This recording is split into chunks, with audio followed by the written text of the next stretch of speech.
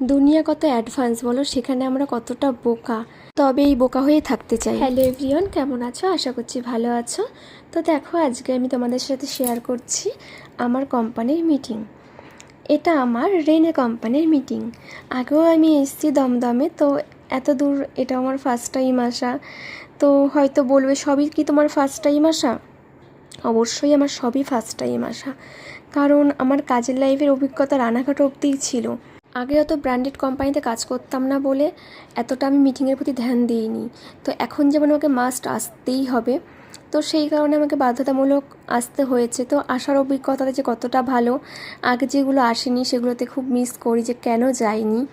সব কিছুই মানুষের জীবনে প্রয়োজন, এত কিছু জানা, এত গভীরভাবে জানা, এটা কখনোই দোকানে বা অনলাইন মিটিংয়ে হয় না, যেটা তোমার সামনাসামনি হয়।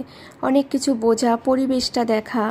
তো রানাঘাটের বাইরে তো কখনো বেরোনো পড়েনি। তো দেখো, টিফিন টাইমে কলকাতার সাইডের মেয়েরা তো জানোই যে ওরা কতটা অ্যাডভান্স। তো এখন এদিকেও হয়ে গেছে, কিন্তু আমার তেমন অভিজ্ঞতা কখনো হয়নি। কাজ বাড়ি, কাজ বাড়ি, তো এটাই আমার জীবন ছিল। তো এই যে মিটিং এসে আমার খুব ভালোও লাগলো, আর কিছু কিছু অভিজ্ঞতাও হলো।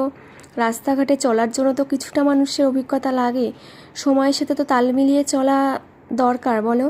তো সেম এখন সেটা ভাবছি যে কেন আগে আসেনি।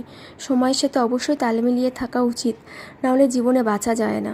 বেরোনোর সময় এত বড় একটা মুশকিল হলো যে এত বৃষ্টি হচ্ছিলো যে আমি ভিডিওটা কন্টিনিউ করতে পারিনি আর।